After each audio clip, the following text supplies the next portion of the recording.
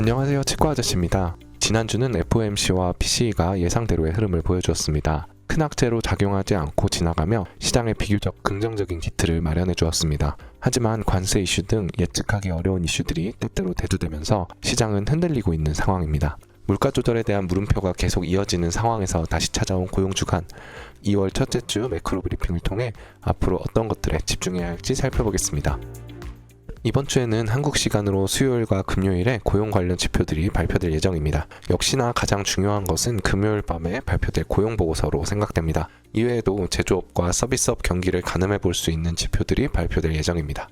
지난주 지표는 컨텐츠로 자세히 다루었으니 간단히만 복기해 보겠습니다. PCE는 에너지 관련 항목들의 상승이 두드러졌고 기타 서비스 항목이나 주거비 등은 잘 조절되는 모습이었습니다. 따라서 이미 많이 올라 있다가 다시 하락하고 있는 유가의 흐름이 물가에 중요한 역할을 할 것으로 판단되며 식품과 에너지를 제외한 근원치는 지속적으로 좋은 수치를 보일 수 있을 것으로 판단됩니다. 시장은 어느 정도 긍정적으로 반응했습니다. 기존에는 6월에 처음이자 마지막 금리 인하가 있을 것으로 기대하였으나 현재는 6월과 10월 두 차례 금리 인하가 있을 것으로 기대하고 있습니다. 그만큼 물가 조절에 대한 기대감, 그리고 통화정책 조절에 대한 기대감이 상승했다고 판단할 수 있습니다. 하지만 시장은 뜻하지 않은 이슈로 약세를 보이고 있는데요. 바로 트럼프 행정부의 관세 이슈입니다. 당선 후부터 지속적으로 나왔던 이야기이기 때문에 새롭지는 않지만 과연 관세 부과가 왜 시장을 혼란스럽게 하는 것일까요?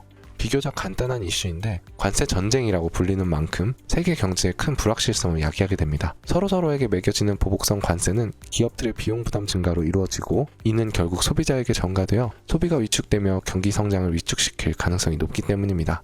또한 물가가 불안한 현 상황에서 물건과 서비스 가격의 상승을 일으켜 물가가 다시 상승하게 되는 위험성이 있고 이는 긴축 통화 정책의 장기화 등 자산 시장에 불리한 영향을 주며 안전자산 선호 현상을 일으킬 가능성이 큽니다. 증시나 암호화폐 시장은 하락할 가능성이 높은 것입니다. 때문에 시장은 한동안 관세 이슈에 시달릴 것으로 생각됩니다. 하지만 트럼프 일기 때에서 살펴보면 미국과 캐나다, 멕시코의 USMCA, 한미 FTA 개정, EU 협상, 미일 무역 협정 등 대부분의 국가들과 결국 상호 협의를 이끌어낸 만큼 이번에도 극단으로 치달을 가능성은 높지 않을 것으로 판단됩니다. 미국도 인플레에 대한 우려가 매우 큰 상황으로 보복성 관세 부과에 대한 부담이 적지 않기 때문입니다. 1기 때 실제 합의가 이루어지기까지 최소 수개월에서 1년 정도가 소요되었던 것들을 살펴볼 때 이번 관세 이슈 역시 장기간 지속될 것으로 예상되는데 이 기간 동안 맞불 놓기의 극단적 대치, 화해 액션, 다시 불협화음의 순서로 파동이 반복될 것으로 생각됩니다.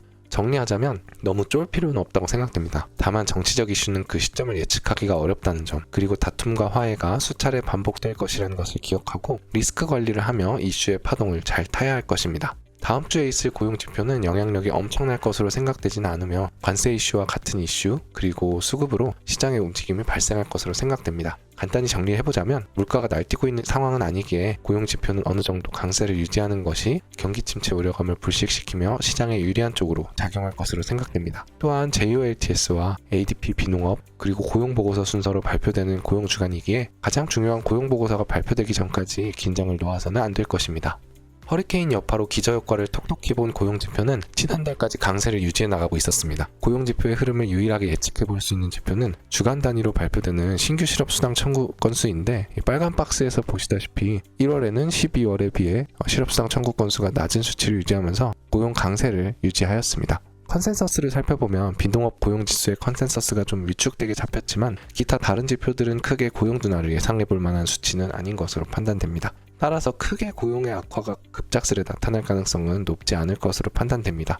이는 시장에 큰 상승을 가져오긴 어렵겠으나 악재로 작용할 가능성은 더 적을 것으로 생각됩니다. 관세 이슈가 스타트를 끊으며 트럼프 행정부의 액션이 본격화되기 시작했습니다. 상하원 장악을 통해 레드웨이브를 이루어낸 트럼프 2기는 그 어떤 정부보다도 강력하고 예측 불가한 행정부이기에 이슈 장세로 들어선 지금 엄격한 리스크 관리를 매우 강조드립니다. 다만 아무리 미국 트럼프라 해도 100% 원하는 대로 주변국을 주무를 수는 없고 이 과정에서 당근과 채찍이 번갈아가며 나올 것이기에 이러한 흐름을 잘 캐치해 나가시며 투자의 성과를 올리시길 바라겠습니다. 2월 첫째 주 매크로 브리핑 마치겠습니다. 감사합니다.